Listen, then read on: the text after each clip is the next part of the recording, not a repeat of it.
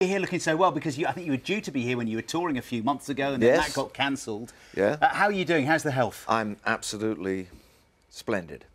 I'm glad to say. I got very lucky, got this little matter taken care of, and I tried to make it clear that I was just fine, but I went back to work a little too soon, so I just had to take a little bit more time to get my full strength back, and now I'm more than right. It's interesting, isn't it? You say you go to work went to work back to work a little bit too soon. Is that you? Just like Yeah, that's what I think. That's what my band said. You know, I said I would have, even when I was doing shows where I didn't feel I was really, you know, singing the best I could because I didn't have my full energies.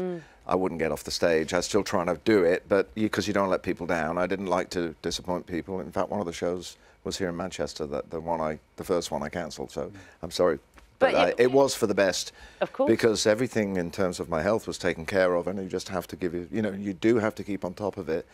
I'm not, you know, somebody who's obsessive about those matters, but this was something that could have gone very, very wrong for me, and now I'm fine. So and some people in the public eye are very open about the details of a cancer battle. You've said, yeah, I've had it, and well, it wasn't. Truthfully, it wasn't a cancer battle. That's the big thing. I lost a very close friend this week who went through what I would call a cancer battle, a very courageous fight with pancreatic cancer. So that's why I didn't want to. I kind of was a little resentful of some of the more alarmist reports, because I tried to make what I said very clear and tried to do something positive. And once I was forced into the position of explaining my absence from the stage, I wanted to say, look, you might be like me, keep on top of your checks, and you might be lucky enough to find something where it can be dealt with before you are in a battle. You have a procedure, it removes the malignancy, and not everybody is that fortunate. So, you know, I really thank people for their good wishes. I'm not terribly surprised by people taking advantage of anything they report and twisting it in some way, because that's kind of the business of some types of newspaper. I won't say their name, but they shine in the sky sometimes. Okay. I'm sorry you lost a friend. Let's talk about your album. How much of this was in production when you were doing the tour? How much is new? I was just about to sing the lead vocals, so I had like really inspiration of, right, okay, I'm going to sing this. Not with any morbid sense, but with the sense I really felt actually very invigorated, you know. What are fans going to get in terms of existing fans and kind of dippy? I call myself a dippy in and out fan. You know, I would say that this album, it really portrays my band, The Imposters, and myself, who we are now. I took songs where I didn't think it was the moment to sing the last 12 things that happened to me. I tried to put myself in other people's positions, so many of the songs are written from other people's point of view. There are some portrait songs, some story songs. The one where you were playing under Lime took a character that I wrote about in another song, a vaudeville singer from the 1930s, and imagine him coming into the BBC, not a show like this, but a show in the 1950s where everybody wears blindfolds and they try to guess his identity, you know, those kind of panel shows.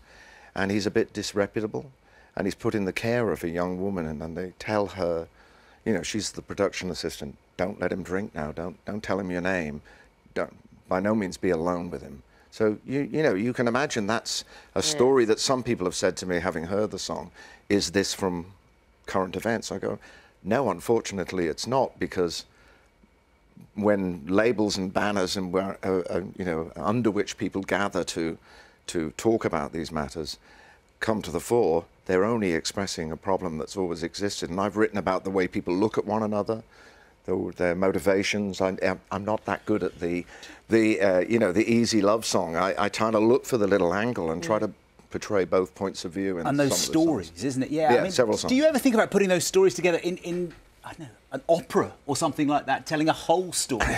Well, I have. Some of these songs were written originally for a stage musical. 3 of the songs on the record were written with Burt Bacharach for a possible stage musical that we were working on. Now, the difficulty with stage musicals is they have to have some tap dancing opportunities or big chorus numbers, and Burt and I write melancholic ballads together. So, is it going to happen? Well, it has happened in the sense that the songs are now on record, and maybe it'll lead to somewhere. I am actually working on another musical which does take advantage of all those things, tells a story that needs that kind of pageantry. So listen, if you have an opportunity to work with Burt Bacharach, you take it. Well, absolutely. I mean, how do your styles meld together? Because in my head, they're very different styles. Well, that's the wonderful thing. You know, I mean, that's one of the things I said I wanted to achieve with this record is both, as you hear the track you were playing, there's a full orchestration there with a brass band that plays the theme of this imaginary TV show that the story takes place in. The very next track, Burt Bacharach leads my band, The Imposters. Now, I could not have imagined that a few years ago, but now we know how to listen to his cues, and it was really one of the most heartbreaking things. I sang live with him a song, you know, about the way we look at one another and what is contained in those gazes, whether it's a look of judgment, a look of desire, you know, a look that is really honourable, or one that isn't, one that has ill intent. I could talk to you for hours. Let's do that then. Well, we Cancel can't. the rest of the programme. Well, OK, we can maybe perhaps have a little chat later. No, it was such a joy talking to you. Thank you. And thank you so much. Thank you for coming. Thank you. Well, we'll tell BBC One. We'll just keep going, yeah? Yeah. Why not? Cancel everything else. We're on till 10 o'clock, Hugh Edwards. Elvis's album is called Look Now, and it's out. Let's talk to